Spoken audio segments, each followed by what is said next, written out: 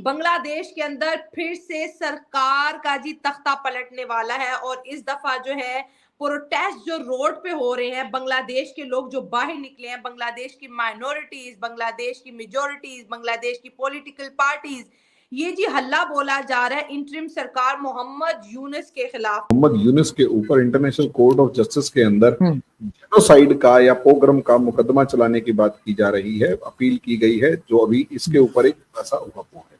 अब आप इमेजिन करें दुनिया में क्या क्या चीज़ें हो रही हैं और क्या डिस्कस हो रहा है और हमारे मुल्क में क्या हो रहा है।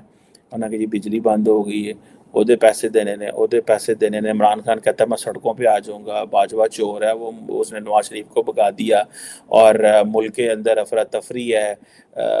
ठीक है जी, न्यूक्लियर पावर है, टीटीपी वाले हमले कर रहे हैं, फौजी जवान जो है वो रोज़ाना शहीद हो रहे हैं और ये आपको खबरें मिलेंगी। भारत के साथ अच्छे रिश्ते बनाकर बांग्लादेश अपने आर्थिक संकट को कुछ हद तक संभाल सकता है और शायद यही बात यूनुस सरकार को अब समझ में आ रही है। बांग्लादेश की अंतरिम सरकार की मुश्किलें यहीं खत्म नहीं होती। भारत से अनाज, चीनी और बिजली जैसी जरूरी चीजें आयात करने वाली बांग्लादेश सरकार को भारत से नाराजगी मोल लेना आसान नहीं है। प्रोफेसर अब नहीं चाहिए वहां पर ऐसी सरकार। और दूसरी जानिब शेख हसीना भारत के अंदर रह के बांग्लादेश की वजीर आजम बन के बांग्लादेश के अंदर और बांग्लादेश की पॉलिटिक्स के अंदर एक पॉजिटिव रोल प्ले कर। बात रही ट्रंप की, जब से ट्रंप आया है तो ऐसा लग रहा है कि बांग्लादेश के जो हिंदू हैं, बांग्लादेश की जो आवाम है, जो इंडिया के सपोर्ट में है, जो शेख हसीना के सपोर्ट में है, उनको बहुत ज्यादा पावर मिली है क्योंकि ट्रंप ने बोल दिया था कि अगर मैं आऊंगा तो मैं हिंदुओं की बात करूंगा, न सिर्फ अमेरिकन हिंदुओं की बल्कि ऑल ओवर द वर्ल्ड। तो अब जो बांग्लादेश के अंदर जो प्रोटेस्ट हो रहे हैं उसका क्या नतीजा निकलेगा, और हम ये भी देखेंगे कि इंडिया और इसके साथ साथ शेख हसीना का जो बॉन्ड है, क्या वो वाकई इतना मजबूत है कि हसीना को दोबारा से वजीर आजम बनने पर मजबूर कर दिया जाएगा। और ये जो तख्ता पलट हो रहा है बांग्लादेश में, इसका क्या नतीजा निकलने वाला है। पहले बांग्लादेश का मैं आपको पूरा डिटेल बता देती हूँ। अवामी लीग की तरफ से जो हमारी शेख हसीना की पार्टी है, अवामी लीग की तरफ से अब सड़कों पर हो रहा प्रदर्शन, अब होगा फिर से तख्ता पलट। फर्जी वजीर आजम मोहम्मद यूनुस, कौन? मोहम्मद यूनुस जाएंगे जेल और पीसेंगे चक्की पीसिंग करेंगे। और फतवा भी उन्होंने सिलवा लिया है और कच्छा भी उन्होंने सिलवा लिया है ताकि वो आराम रहेगा उनको बांग्लादेश के जेल में चक्की पीसिंग करने के लिए। असली वजीर आजम अब बैठेंगी संभालने के लिए सत्ता और कुर्सी। ट्रंप की जीत और हसीना की घर वापसी संभाला किसने? कट्टर हिंदू आदरणीय प्रधानमंत्री मोदी ने। सुलझाया किसने? कट्टर हिंदू आदरणीय प्रधानमंत्री मोदी ने। और आश्वासन किसने दिया? कट्टर हिंदू आदरणीय प्रधानमंत्री मोदी ने। ट्रंप की जीत बहुत से लोगों का दिल दहलाई और ट्रंप की जीत ने जियोपॉलिटिक्स में बहुत सारे अच्छे और बहुत सारे संवैधानिक नेताओं के लिए एक बहुत बड़ा हेल्पफुल सीढ़ी भी बना। ट्रंप की जीत बांग्लादेश में होगा फिर से 2.0 तख्ता पलट। 5 अगस्त 2024 के बाद जब से शेख हसीना वहां से निकली थी और उसके बाद फिर आदरणीय प्रधानमंत्री के छत्र छाया में, एक कट्टर हिंदू के छत्र छाया में एक मुसलमान बहन अपनी पूरी इज्जत आबरू के साथ, अपने पूरे मान सम्मान के साथ, अपनी पूरी लैविश और लग्जेरियस लाइफ को मतलब निभाते हुए एक कट्टर हिंदू के अंडर लीडरशिप बहुत ही खूबसूरती से, बहुत ही इज्जत से, बहुत ही मान मर्यादा से वो रही।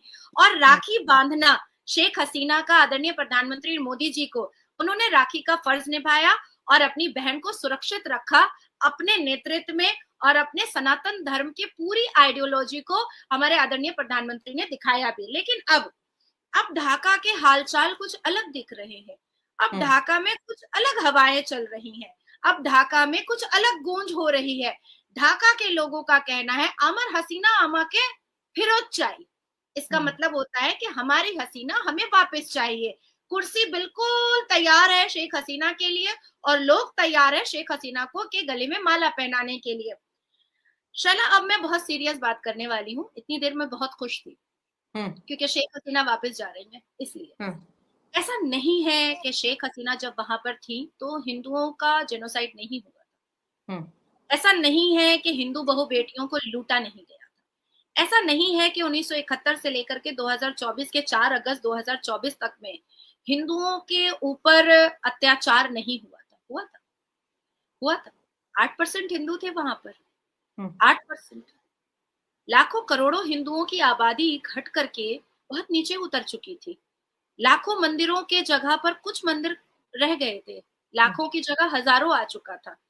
नाम पर पुरुषों को अत्याचारित करना इस्लाम के नाम पर, मंदिरों को तोड़ना इस्लाम के नाम पर, रोड पर नमाज पढ़ करके हिंदुओं की मंदिर के सामने हिंदुओं को अत्याचारित करना इस्लाम के नाम पर, ये उस वक्त भी चल रहा था।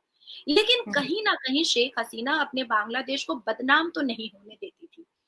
वो कभी भी अपने बांग्लादेश को चर्चाएं आम पर बदनामी के नाम से नहीं आने देती थी। अगर वो देखती थी कि हिंदुओं की बेटियों की इज्जत तार तार की जा रही है तो संवैधानिक तरीके से वो उसको सजा भी दिलवाती थी, जिसने किया है।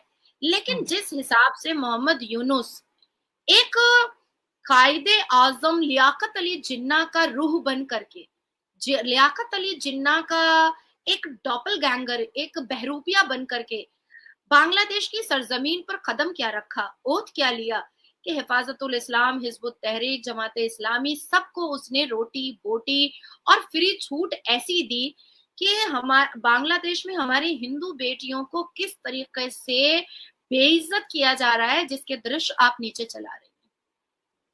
अपने अधिकार के लिए आवाज उठाने वाली हिंदू बेटियों को के बाल नोच नोच करके, उनके शरीर को नोच करके उनको मारा जा रहा है। लोग हमेशा आपत्ति जताते हैं कि नाजिया इलाही खान हिजाबन को जिहादन क्यों बोलती है।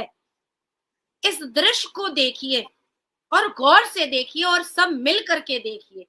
एक महिला के सामने, एक औरत के सामने अगर किसी दूसरी औरत की आबरू लुटती है तो उस वक्त आपको मजहब या धर्म याद आएगा या अपनी जात की रक्षा याद आएगी? पहले ये बताइए शैला। अगर आपकी नजरों के सामने है ना, अगर आपकी नजरों के सामने किसी 10 साल की बच्ची का, किसी 11 साल की हिंदू बच्ची का, किसी 50 साल की हिंदू औरत का, किसी 32 साल की हिंदू औरत का, या व्हाटएवर एज लफ्ज औरत, अगर उसका कोई रेप कर रहा होगा, उसके आबरू को तार तार कर रहा होगा, क्या आप विरोध नहीं करेंगी? आप ये सोचेंगी कि ये हिंदू है, हमको इसके लिए बोलने की क्या जरूरत है?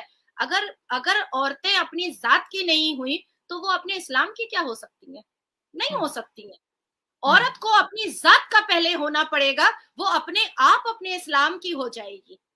लेकिन जो दृश्य हमने देखे हैं, हिजाबनों ने जिस हिसाब से पकड़ करके बाल नोच करके मुस्लिम पुरुषों के हवाले हिंदू बेटियों की आबरू को लुटवाया है, ये दृश्य हमने अपनी आंखों से देखा है और शर्म से नजर झुक जाती है खुद को मुसलमान कहते हुए कि हिजाबन औरतें इतनी नीचे गिर गई हैं कि आबरू लुटवा रही हैं अपनी ही जात का। तो आज मैं कहती हूं कि बांग्लादेश हो या ये दुनिया की कोई भी औरत हो, लानत है, थूक है और अल्लाह का कहर नाजिल हो ऐसी औरतों पर जो परोस करके मुस्लिम पुरुषों के हवाले करती हैं हिंदू बेटियों को कि लूट लो इसको माले गनीमत समझ करके। थूक है ऐसी मुसलमान औरतों पर और शर्म से मर जाना चाहिए ऐसी मुसलमान औरतों को जो किसी के घर की बहू बेटियों की आबरू इसलिए लुटवाती है कि वो हिंदू है। शेख हसीना के तख्ता पलट के बाद बांग्लादेश की सत्ता संभाल रही अंतरिम सरकार लगातार कट्टरपंथ की ओर झुकाव दिखा रही है। देश की स्थापना करने वाले शेख मुजीबुर रहमान के अपमान से लेकर बंगाली राष्ट्रवाद तक से अब किनारा किया जा रहा है और पाकिस्तान की विचारधारा की तरफ झुकाव बढ़ा है। इस बीच बांग्लादेश सरकार ने कहा है कि देश में सेकुलरिज्म की ही कोई जरूरत नहीं है। बांग्लादेश के अटॉर्नी जनरल मोहम्मद असदुज्जमान ने ऐसा कहा है। बांग्लादेशी अखबार प्रथम अलो के अनुसार हाई कोर्ट में सुनवाई के दौरान असदुज्जमान ने यह बात कही।